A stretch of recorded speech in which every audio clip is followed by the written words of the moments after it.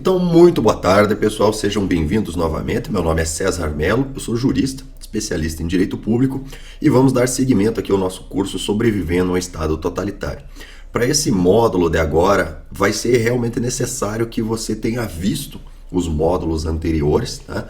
Tenha entendido os módulos anteriores, porque senão o que eu vou falar aqui pode ficar parecendo meio sem sentido ou sem fundamento. Agora, quem assistiu os módulos anteriores vai perceber claramente o fundamento disso que eu vou falar. Isso porque nos módulos anteriores a gente falou de uma situação onde o Estado pretende lhe impor alguma penalidade, suspender algum direito seu que você já está exercendo, limitar a sua liberdade de alguma forma. E nesse módulo de agora, a ideia é quando nós precisamos buscar uma licença, uma autorização, enfim, algum exercício que a gente precisa que o Estado autorize para que a gente dê início. Então, nesse caso, a gente vai usar a mesma estrutura lógica, os mesmos conceitos, só que, ao invés da gente evitar a decisão, a gente vai usar esses conceitos para forçar a decisão, principalmente de forma para garantir que a decisão não seja favorável, né? Então, a primeira coisa a ser deixado claro em relação a pedidos de alvará, solicitações, licenças, etc., é que todos esses procedimentos são processos administrativos que estão sim vinculados às mesmas lógicas colocadas nas informações dos vídeos anteriores. Até, por exemplo, num vídeo anterior, uma explicação do processo administrativo, alguém deixou comentários dizendo assim: mas no Detran não tem todos esses benefícios, essas regras, etc, etc. E aquele comentário me chamou a atenção. Lidar com o Detran realmente não é algo que faz parte do meu dia a dia, né? E a gente sabe que existem algumas leis específicas que regem processos administrativos e daí há um desvio, uma diferença, há alguma especificidade ali naquela situação. Por exemplo, a nova lei de licitações deixa claro que se você não pede na sua defesa prévia nenhuma produção probatória e você esgota o mérito da sua defesa já na defesa prévia, a administração está dispensada da intimação para apresentação de razões finais e pode emitir decisão. Então existe um procedimento específico regulado para licitações sujeitas à nova lei de licitações. Mas você percebe que a estrutura, a lógica é exatamente a mesma. Se você seguiu o que foi colocado aqui no curso, você com certeza faria um pedido de produção probatória na sua defesa prévia, né? O que tornaria essa excepcionalidade da lei de licitações irrelevante para a sua situação específica. Então, esses alvarás, essas licenças, todos esses documentos que você pretende obter diante da prefeitura, diante dos bombeiros, enfim, diante do Estado em geral, eles possuem uma regra específica, que é uma regra de direito material.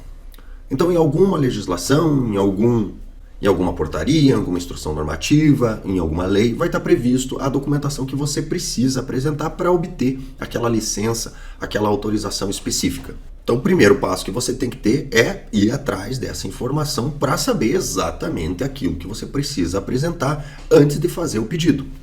Caso você não tenha essa informação, você pode acionar, por exemplo, a ouvidoria ou qualquer ponto de informação no estilo Fala BR do órgão que você pretende obter a sua autorização, o seu alvará, né? E fazer uma consulta, né? Especificamente entrar em contato e dizer assim: olha, eu pretendia de um alvará assim, com quem que eu falo e o que eu preciso, tá? Por que é importante você utilizar essas ferramentas? Porque muitas vezes as pessoas se informam através de despachantes, através de terceiras pessoas, e daí o que acontece? Ela vai atrás da informação, dá entrada no pedido, se informa lá no balcão, enfim, com informações que são informações não escritas. E uma vez que você tenta dar entrada no procedimento com informações não escritas, a administração, caso esteja com a intenção de fazer um jogo de gato errado, ou esteja com a intenção de não lhe deferir aquele pedido, ou caso o valoroso servidor público esteja a fim de dar um reforço no fim do mês, lhe vendendo facilidades a partir das dificuldades que ele mesmo vai criar, se você não tem as informações do que é objetivamente necessário para obter aquela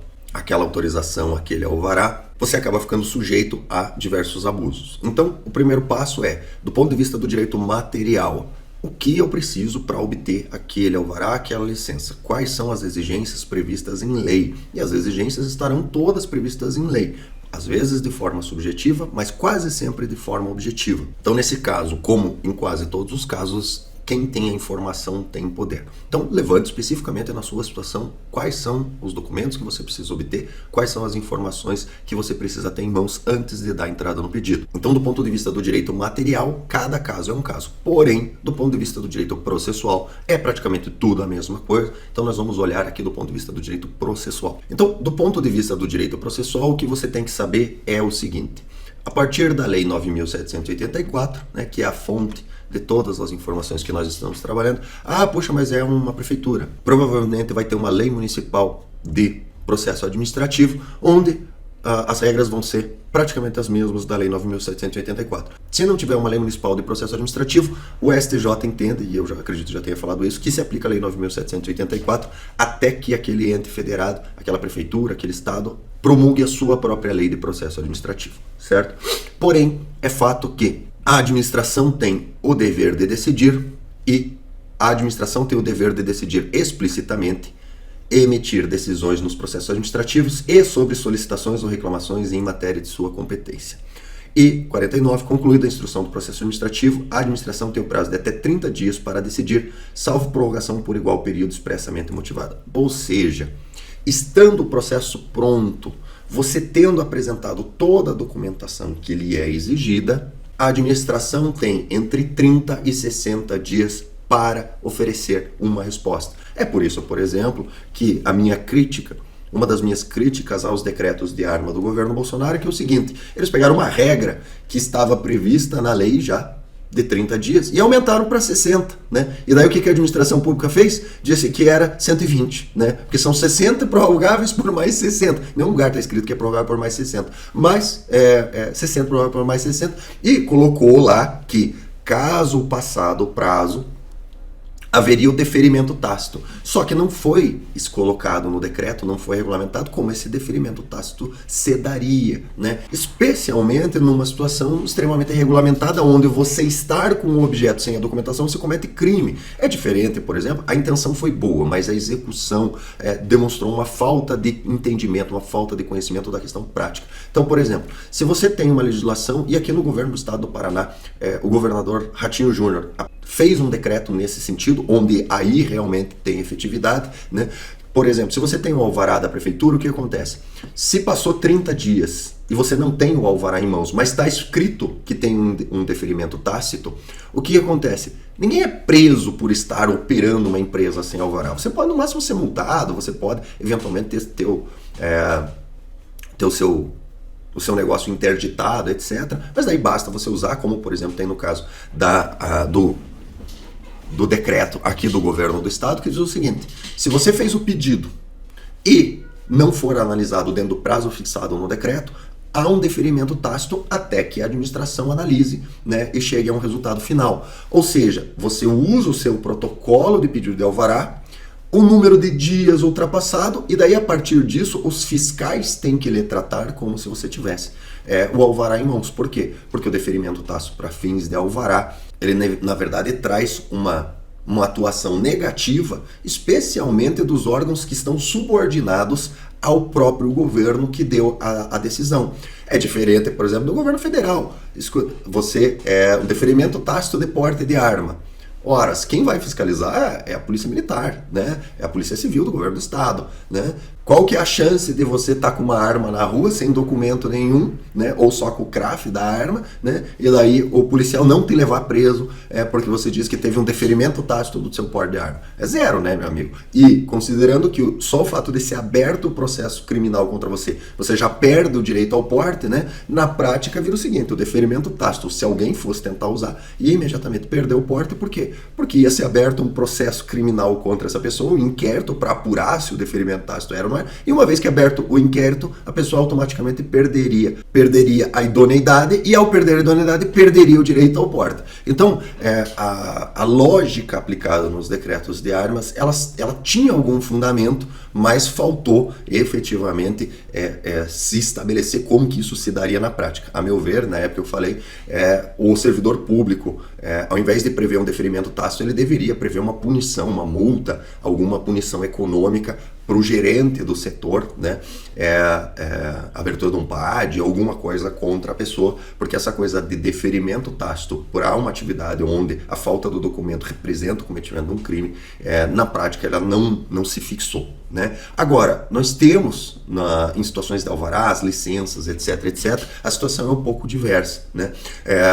O fato é que há um prazo previsto na legislação de até 30 dias prorrogáveis por mais 30, e daí a gente tem que ver quais são as consequências, né? Tá? Então, qual é a estrutura organizacional que nós vamos trabalhar? Basicamente, toda a lei do processo administrativo vai ter essa previsão, que a administração tem o dever de decidir, todo pedido de alvará, licença, etc.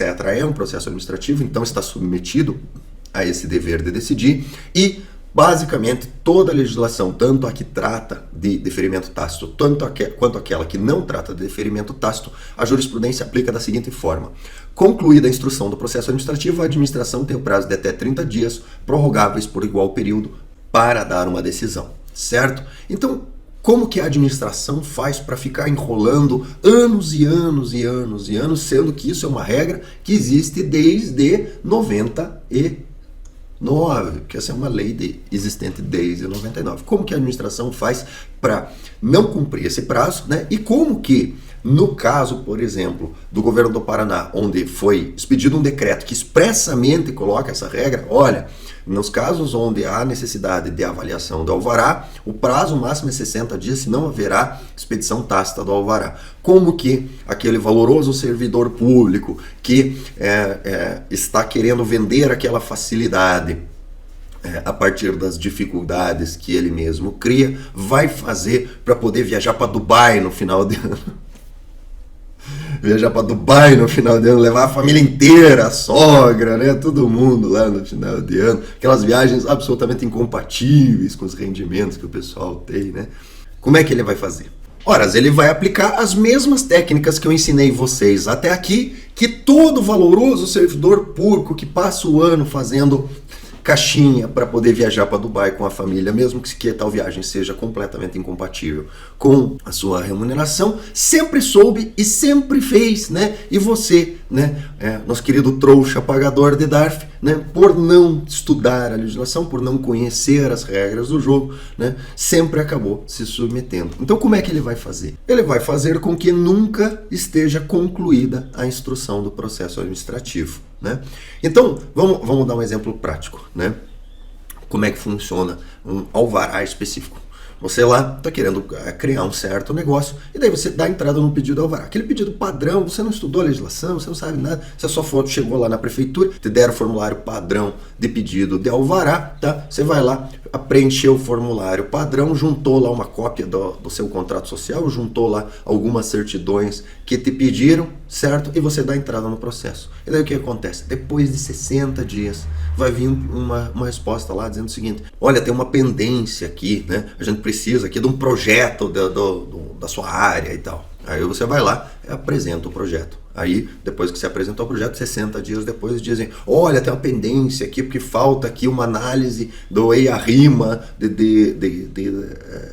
um laudo ambiental de não sei o que. Aí você vai lá e faz o laudo ambiental. Apresentou o laudo ambiental, aí 60 dias depois eles vão lá: então, no projeto que você apresentou, faltou aqui uma assinatura, aqui no cantinho, aqui não sei o que, não sei o que, não sei o que. E você entra numa bola de neve de exigências múltiplas, que cada vez que passa os 60 dias, passa o prazo deles te darem uma resposta, eles te apresentam novas exigências. E nunca vai ficar pronto, nunca vai ficar, até que você se enche o saco, marque uma reunião lá, e daí, né, o rapaz lá, ele vai interromper lá, ele vai estar lá escolhendo o hotel em Dubai que ele vai estar comprando, né? Aí ele vai interromper o planejamento das férias para Dubai dele, vai te chamar no cantinho e falar assim: olha, é o seguinte, você precisa contratar essa empresa para fazer. Pô, mas aquela empresa custa 4 vezes mais. Sim, porque é uma para pagar o serviço da empresa, mais uma para pagar os impostos, né, da nota a mais que ele vai dar, aí uma para pagar ele, que está te indicando a empresa, e mais uma para pagar o chefe do setor, né, que faz vista grossa pro fato de que só autoriza se for com aquela empresa feita. né? Então daí é 4 vezes mais, né? Porque afinal de contas a nota é 4 vezes maior, aí tem o imposto também é um pouco maior, daí você tem que pagar essa diferença, porque afinal de contas a parte ali do valoroso servidor, ele quer receber líquido, né? Ele não vai cobrar imposto sobre a propina que ele está cobrando, a parte do chefe dele para fazer vista grossa, ele também não vai pagar imposto, tem que ser líquido, né?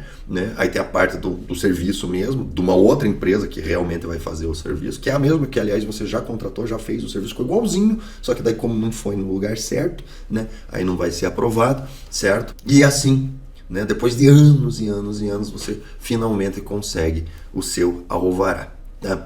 Como que você evita isso? Ora, para evitar isso, você tem que fazer o que nós chamamos de combate à corrupção. Combate à corrupção. E como é que você combate a corrupção? O primeiro passo para você combater a corrupção é você entender exatamente quais são as regras às quais aquele servidor público está efetivamente submetido, certo? Uma vez entendido aquilo, você já vai saber quais são as informações necessárias para aquele alvará, porque tudo isso sempre está regrado em alguma instrução normativa, em alguma portaria, em algum documento escrito, certo? E você vai dar entrada no seu pedido com a máxima quantidade de documentação, tá? É importante que, ao dar entrada no seu pedido, você tenha um checklist, ou fornecido pela administração, ou feito a partir de uma análise da instrução normativa, portaria, do decreto, lei, enfim, a regra legislativa que for a que estiver regendo aquela situação específica. Você vai dar entrada no seu processo com o máximo de documentação possível. Nesses casos, vale bastante a pena você buscar um profissional da área que tenha experiência e saiba lhe orientar. E você vai dar entrada no seu procedimento e a cada 15, 20 dias você vai comparecer à administração pública e pedir o quê?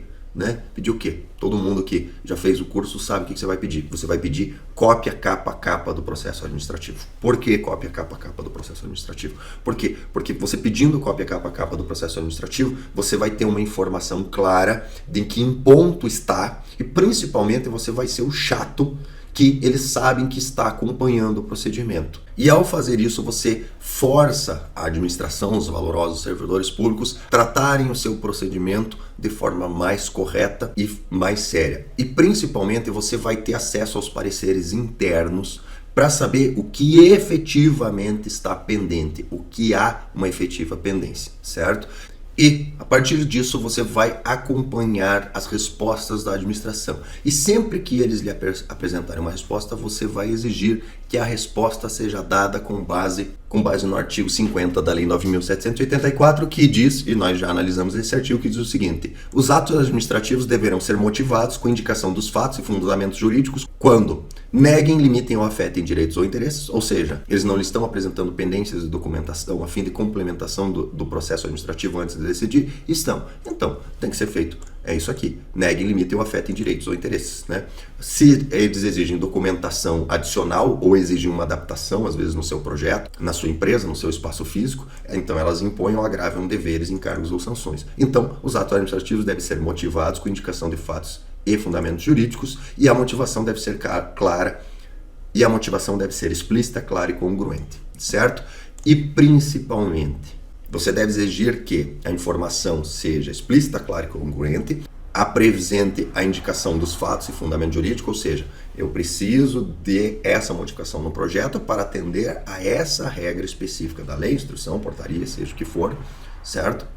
E você deve exigir que isso deve ser apresentado por escrito, e isso toma uma relevância ainda maior quando essas anotações elas decorrem de uma vistoria pessoal. Então, numa vistoria pessoal, você vai aplicar todas aquelas técnicas que eu já apresentei na informação anterior, que é, você vai gravar de forma discreta toda a interação, você vai pedir que pessoas que trabalham com você, que estejam no local, sirvam de testemunha, acompanhem a informação de testemunha, e especificamente no caso de alvarás, etc., você vai pedir encarecidamente que a pessoa, na notificação que encaminhe para você, naquela autuação que eles vêm com a pranchinha e fazem as anotações, indiquem de forma clara tudo aquilo que tem dependência, ou seja, aquilo que ele falou para você, olha, essa janela aqui tem que ser assim, assim, assim, senão não aprova. Ótimo, você pede para ele colocar na anotação dele especificamente aquilo que ele falou. Por exemplo, eu já vi vários casos de anotações onde vem assim: realizar alterações na questão de segurança. realizar alterações. Que alterações? O que está errado? Com base em quê? Né? Então, você, muitas vezes, o valoroso servidor, na hora de fazer o seu trabalho, ele gasta a tarde toda vendo tudo que está errado. Aí, na hora de te passar o que está errado por escrito, para fazer a ata ali da visita, ele vai lá e põe uma regra genérica. Corrigir os defeitos de segurança. Não, você não vai aceitar isso. Você vai pedir, por favor, para que ele indique explicitamente, item por item, o que ele viu de errado. Tá? E se ele se recusar, você vai ter a gravação dele se recusando a fazer isso, mais a testemunha dele se recusando a fazer isso. E daí, a partir disso, você pode, por exemplo, peticionar no seu processo administrativo dizendo que, em função da forma subjetiva como foi feita a anotação, você requer que eles lhe apresentem uma lista objetiva de pendências de acordo com a instrução normativa, portaria, decreto, lei, seja o que for. Dito isso, ainda assim, esses cuidados todos não podem forçar a administração a te fornecer o documento, certo? Então, se não há previsão na legislação de deferimento tácito do seu pedido, o que vai acontecer? Todos esses cuidados farão no máximo que você tenha uma prova de que a administração está sentada em cima do seu pedido e não decidiu nada. Então, como que nós vamos remediar isso? Nós temos uma medida que nós podemos tomar que podem trazer dois resultados. Qual é a medida que a gente pode tomar? A partir do fim do prazo, vamos dizer lá 60 dias para ficar seguro. 60 dias de que a administração não tomou a decisão, você pode ingressar com um mandado de segurança fazendo dois pedidos específicos para a administração, que são: o primeiro pedido é exigir que o judiciário determine que o alvará seja expedido. Tá?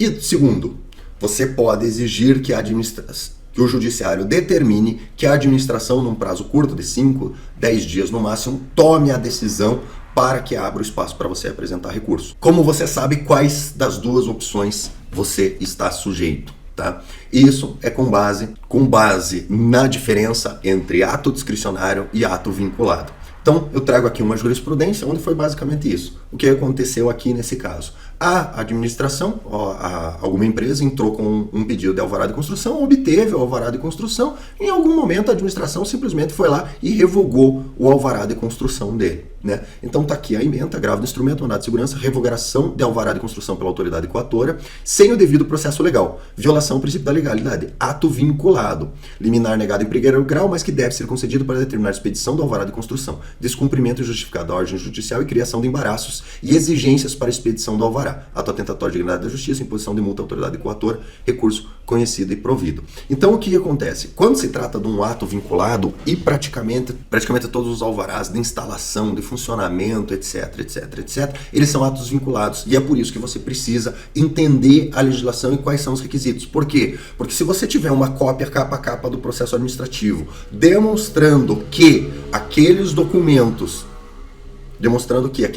exigidos em lei foram apresentados e passou mais de 30, mais de 60, né? Porque, vamos levar em consideração que era prorrogáveis por mais 30, mais de 60 dias. E a administração não analisou esses documentos, esses teus documentos, você tem o direito à expedição do documento. E daí o judiciário, ele pode determinar a expedição do documento. E é por isso que é tão importante que você consiga, de alguma forma, uma demonstração das exigências que foram feitas por escrito e principalmente exigências objetivas. Por quê? Porque qual que vai ser o seu proceder?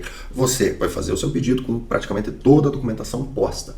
Aí, digamos que dentre as exigências lá esteja uma vistoria, que em geral há exigência de vistoria. Ótimo, você vai ter que aguardar a vistoria. Feita a vistoria, a documentação a ser exigida, a interpretação da documentação a ser exigida, em geral, ela é objetiva, ela é uma análise objetiva. Só que, para garantir que a administração possa ficar fazendo esse jogo de gato e rato, lhe fazendo várias e várias exigências, eles, em geral, na vistoria, apresentam informações completamente obscuras, completamente abertas, para que eles possam ficar fazendo várias exigências e você nunca ter uma demonstração cabal de que você cumpriu as exigências. Então, por isso, Muitas vezes vale a pena, após uma apresentação de uma exigência incompleta, você apresentar um recurso, um documento escrito específico dizendo assim, olha, a sua exigência de pendências não está clara. Eu apresento o recurso para que vocês indiquem explicitamente quais são as exigências. Por quê? Porque se você perder 30 dias, 60 dias com esse pedido de explicação clara de exigências e eles lhe apresentam claramente as exigências, você abre a porta do mandado de segurança que determina a expedição do alvará. Se as exigências elas são obscuras e você ingressa com o mandado de segurança, não tem como o juiz fazer uma análise dentro do mandado de segurança de que as exigências foram cumpridas. Por quê? As exigências não estão claras. Então deve-se sim fazer um esforço, quer através de na lida pessoal, gerar um certo desconforto com o valoroso servidor público para que ele vença a preguiça, a vontade de ir embora e no relatório dele escreva explicitamente tudo que ele tem de pendências, explicite quais são as pendências, quer, caso ele se recuse a fazê-lo, apresentando uma documentação, um recurso, exigindo antes de sair, cumprindo pendências que você nem sabe quais são, que a administração se posicione claramente e diga quais são as pendências explicitamente que estão sendo exigidas para o seu caso específico. Né? E depois você proceda a cumprir as pendências de forma objetiva. Tá? Eu vou dar um exemplo claro de como que isso se procede, contando a anedota de 2 casos específicos que eu atuei. Então vamos lá.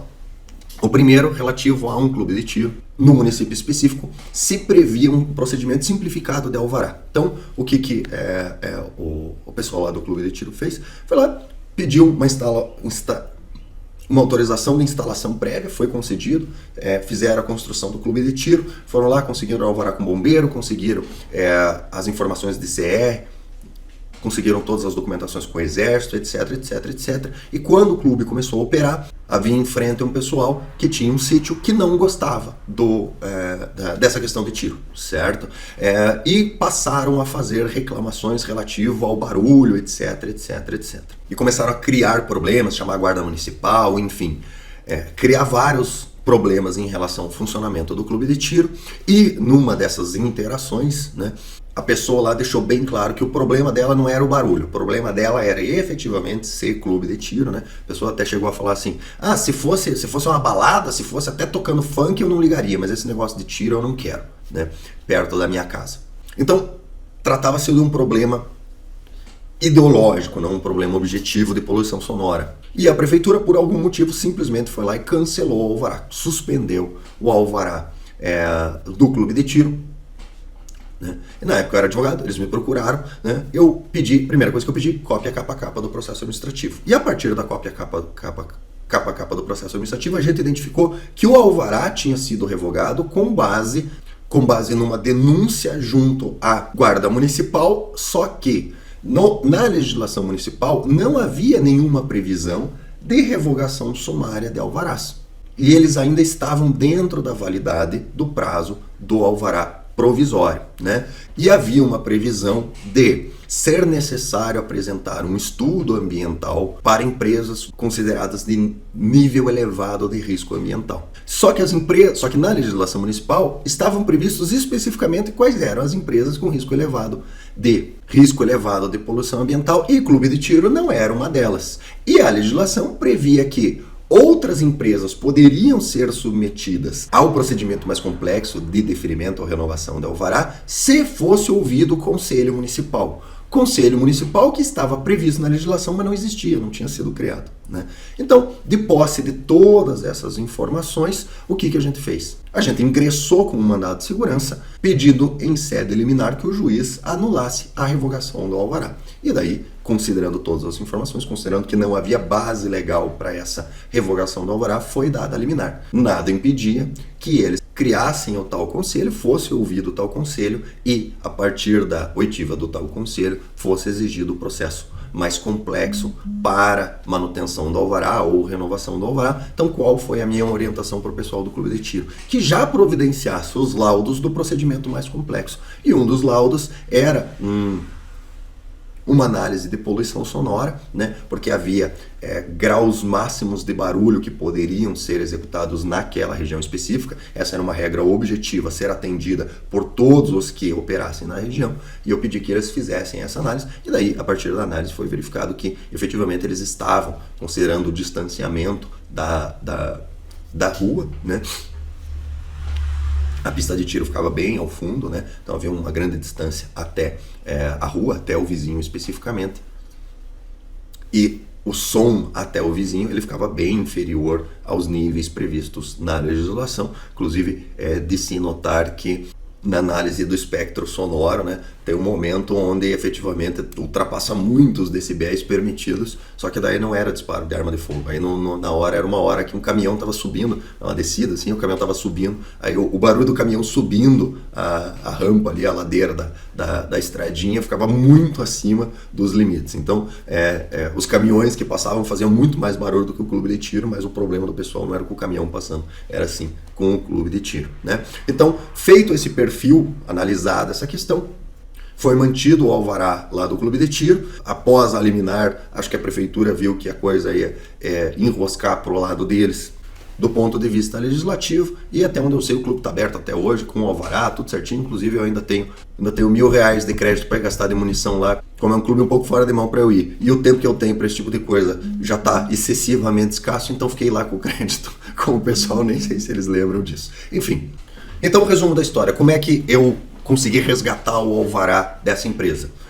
A gente analisou a legislação específica e verificou que sim, poderia haver uma série de exigências ambientais e coisa e tal, poderia, mas a legislação dizia que essa exigência era para uma lista fechada de empreendimentos ao qual ele não estava enquadrado e que para ele ser incluído nessa lista de empreendimento, um conselho, acho que é o conselho da cidade, um negócio assim, teria que fazer uma reunião específica, ele teria que ser chamado para essa reunião, para se defender nessa reunião, e daí a maioria do conselho deveria incluir ele naquelas exigências, e daí ele teria que cumprir aquelas exigências objetivas, as quais, no caso dele, era basicamente uma comprovação prévia de que as atividades ali desenvolvidas não ultrapassariam um certo limite de emissão sonora, né? Como é que ele foi feito? A gente, por via das dúvidas, já fez a análise dos limites de emissão sonora, já preparou o documento, né? Teve que gastar um pouquinho para conseguir um engenheiro para fazer o documento, mas enfim,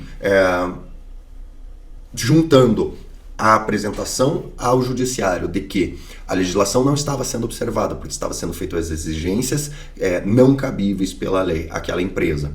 A gente conseguiu a liminar e, para manter a liminar, a gente demonstrou que não havia afetação. Tanto é que esse mandado de segurança se encerrou sem sentença, com a perda do objeto. Por quê? Porque a prefeitura foi lá e informou nos autos, já deferimos aí o alvará definitivo para eles, não tem mais problema, tal, não precisa julgar nada. Daí o juiz extinguiu o mandado de segurança sem julgamento de mérito, porque perdeu o objeto, né? A discussão sobre a não renovação do alvará, ela foi superada com a emissão do alvará definitivo. Tá?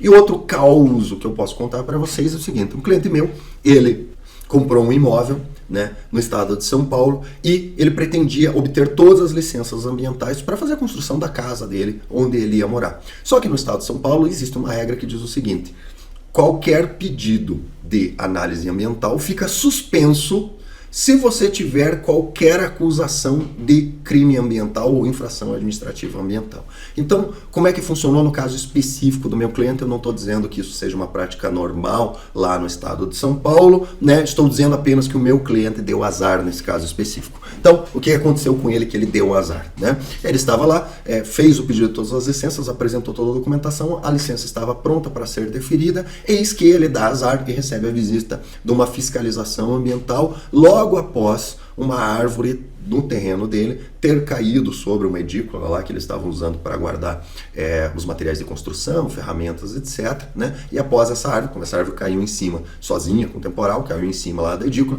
ele registrou, filmou lá, tirou foto da árvore caída, tudo certinho. Eles pegaram essa árvore, picaram e fizeram uma pilinha de madeira ali no cantinho. Eis que recebe a visita do valoroso servidor público, o qual autua ambiental por desmatamento, né? E daí acusa ele de ter desmatado toda a estrada que levava até a entrada do terreno dele, né? Então dava acho que mais ou menos, sei lá, uns 800 metros assim, que é uma estradinha cortada na mata que entra no terreno dele. Então a acusação que ele recebeu lá era de ter cortado o equivalente, sei lá, uns 10 caminhões de lenha do lugar, e daí botaram no processo uma foto de uma pilinha de lenha dentro também, né?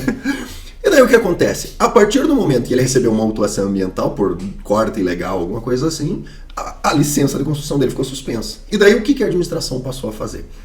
Chamaram ele para uma audiência de conciliação de acordo, e nessa audiência exigiram que ele confessasse que realmente desmatou toda aquela área, fizesse um compromisso de compensação ambiental, pagasse uma multa, e daí eles encerravam o processo administrativo. Mas eles não disseram qual que era a compensação ambiental que ele tinha que fazer. Ele se consultou comigo, na época eu ainda era advogado, né? Eu disse para ele, olha, tem que ver exatamente qual que é a compensação ambiental. Se eles exigirem que você refloreste a estrada, aí não tem como, porque daí como é que você chega no teu terreno, né? E daí a gente foi atrás de fazer uma defesa, né? Ele contratou um engenheiro ambiental, daí ele conseguiu fotos um órgão de mapeamento que faz mapa e tal, não lembro o nome, tinham fotos aéreas da década de 70 que demonstraram que aquela estradinha dele foi aberta na década de 70, né, pelo próprio governo, né, ali era uma área do governo, depois se tornou privada, né, e mais, ele juntou um laudo ambiental com o engenheiro ambiental que demonstrou que no Google Maps hoje, a estrada não aparece, por quê? Porque as árvores cresceram e fecharam a estrada. E que para as árvores terem crescido e fechado, né, as copas terem fechado toda a parte de cima da estrada, o desmate teria que ter acontecido há mais de 10 anos atrás, né? E daí apresentou fotos, diz que não tem nenhuma... não se identifica nenhum toco, etc. Então ficou demonstrado pelo engenheiro ambiental que o desmatamento daquela área ocorreu há mais de 10 anos, pelo menos, e portanto não poderia ter sido ele que tinha feito o desmatamento. E daí, a partir da apresentação dessa defesa com todas essas provas, a administração se colocou numa situação muito ruim. Por quê? Porque ficava provado que a autuação ambiental era mentirosa. Tá? O responsável pela autuação ambiental cometeu um crime. Por quê? Porque ele registrou uma coisa que é absolutamente falsa num documento público. Tá? E o que a administração passou a fazer a partir da nossa defesa? Decidiram a favor do meu cliente, absolveram ele, puniram, né, o valoroso servidor público? É claro que não. É óbvio que não. É óbvio que não fizeram. O que eles passaram a fazer? Eles passaram a gente apresentava a defesa, eles, ao invés de responder à defesa, eles mandavam uma intimação de nova participação em nova audiência de conciliação. Aí chegava na audiência de conciliação, os caras, não, olha, faz aqui um acordo com a gente, admite que você desmatou, que daí a gente vai só cobrar uma multa, não sei quem. E ele ia na audiência e falava, não, analisem a defesa. E toda vez que ele ia na audiência, ele protocolava de volta a defesa. Na quarta audiência que a gente já estava indo, né? E, ao mesmo tempo, a gente tentando dar andamento no processo administrativo de licenciamento ambiental para ele iniciar a construção. E toda vez que a gente fazia a petição de pedido de licenciamento ambiental, rapidamente eles respondiam com um artigo que dizia que o licenciamento ambiental ficava suspenso enquanto houvesse processo administrativo. Então, claramente, ele estava sendo chantageado a fazer o acordo para ser liberado o licenciamento ambiental e ele poder iniciar a construção dele, né? Então, qual foi a solução? Eu ingressei com mandado de segurança, utilizando a lei do Estado de São Paulo, que diz o seguinte: após apresentada a defesa, a administração tem 30 dias para decidir. Eu entrei com mandado de segurança mandando absolver? Não, eu entrei com mandado de segurança dizendo assim, excelência, já faz mais de 100 dias, a defesa já foi apresentada 4 vezes, o processo está instruído, eu não pretendo fazer nenhuma prova a mais, portanto requer que determine a administração que em 5 dias emita a decisão, certo? O juiz deferiu a liminar, foi a administração intimada, no dia seguinte eles apresentaram a decisão absolvendo no mérito o meu cliente, concluindo que realmente não houve o desmate e anulando a autuação, certo? Então, para essa aula, tá, é isso. Eu não consigo pôr para vocês individualmente cada situação, como que vocês vão agir. Eu posso dar informações gerais de como que você pode colocar a administração numa posição onde ela seja obrigada a deferir a sua decisão, e ao contrário das aulas anteriores, onde a maioria das situações você pode até resolver sem o uso de um advogado, nessa especificamente, se você se encontrar numa situação dessa, você não vai conseguir a solução sem o uso de um advogado, porque o mandado de segurança obrigatoriamente é necessário fazer o uso do advogado. Mas é importante que você entregue ao seu advogado o material necessário para que ele consiga uma mínima chance de sucesso no mandado de segurança. Então, o resumo dessa aula é o seguinte: você deve agir utilizando todas as técnicas ensinadas nas aulas anteriores para conseguir chegar nesse ponto aqui, ó. Concluída a instrução do processo administrativo. Então, você deve agir de forma a permitir que o seu advogado tenha em mãos uma demonstração clara de que estava concluída a instrução do processo administrativo. Como que você consegue isso? Tirando frequentes cópias capa a capa do processo administrativo e apresentando, ao invés de simplesmente apresentar a documentação que a administração pleiteia, você apresenta a documentação e junto com a documentação você apresenta uma petição dizendo assim, aproveitando o ensejo, peço que seja informado do prazo máximo de 5 dias qualquer outra pendência que a administração entenda como necessária para a instrução do processo administrativo. Tá? Apresentem, toda vez que você interagir com a administração, apresente por escrito um pedido, se possível, em apartado da apresentação da documentação, um pedido de que a administração, num prazo razoável, 5, 10 dias, apresente para você por escrito todas as pendências que elas entendem necessária com o devido fundamento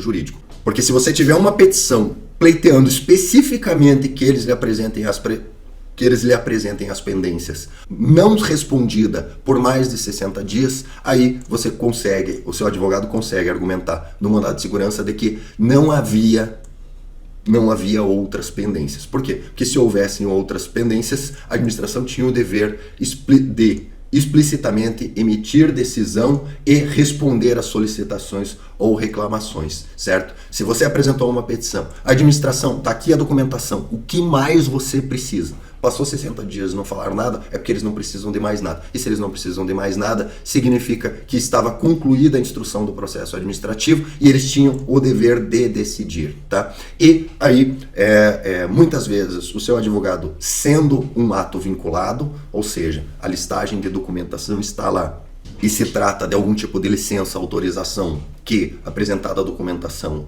o deferimento é líquido e certo, por exemplo, a emissão da CNH. CNH, você cumpriu os requisitos, a administração não pode decidir se vai ou não vai emitir a CNH. Se apresentou os requisitos, ela emite a CNH. Nesse caso específico, o seu advogado pode fazer o pedido de que o judiciário determine a emissão. Caso não possa ser feita a emissão do ato, aí ainda assim o judiciário pode determinar que a administração decida, apresente uma decisão, e daí nessa decisão, obviamente, eles vão ter que dizer assim, nego porque faltou esse documento. Nego porque tal documento estava com esta desconformidade. Aí você pode complementar a documentação, certo? E muitas vezes, se o mandado de segurança ainda vai estar correndo, você pode às vezes até aditar o pedido e pedir que no mesmo mandado de segurança o juiz determine a emissão do alvará, ou alternativamente ingressar com outro mandado de segurança e exigir que agora, já que eles responderam o que é que estava faltando, agora que não está mais faltando, já passou mais 60 dias, que agora o juiz determine a emissão do alvará, tá? Em todos os casos, é recomendável a quem é advogado que faça o pedido,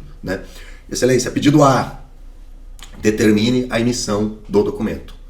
Pedido B, alternativamente, se entender que não é o caso da emissão do documento, que determine que, em sede liminar, apresente as razões pelas quais o documento não está sendo emitido ou emita uma decisão definitiva no processo, certo?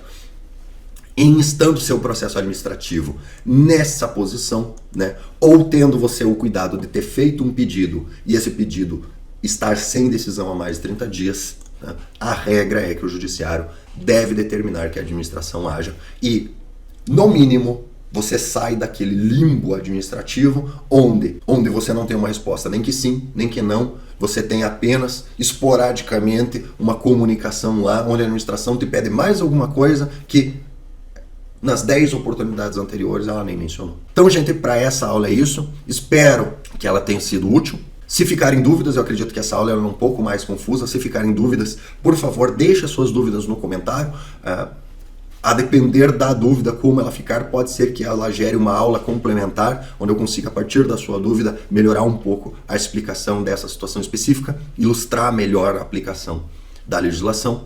Lembrando aos senhores que, em geral, quando essa aula se tornar pública, a próxima aula, quiçá mais de uma, já estará disponível para os membros do canal. Então, se você tem curiosidade de saber qual é o próximo passo, qual é a próxima aula, qual é a próxima lição, eu lhe convido a se tornar membro do canal. Você pode clicar mais ou menos por aqui tem lá você inscrever-se e depois seja membro do canal, escolha o valor que melhor lhe agrade, né? Ajude aqui a produção do nosso conteúdo. Lembrando que as próximas 2 aulas serão o CPF na nota e o Bitcoin. Tá bom, gente? Então, eu peço que curtam, compartilhem, se inscrevam no canal. Se você gostou dessa aula, eu peço que você encaminhe para os seus amigos para que eles aprendam a sobreviver a um estado totalitário. Se você não gostou dessa aula, eu peço que você encaminhe seus inimigos para que eles percam o mesmo tempo que você perdeu assistindo essa aula sem aprender nada. Beleza? Então é isso. Peço que curtam, compartilhem, se inscrevam no canal e até a próxima aula.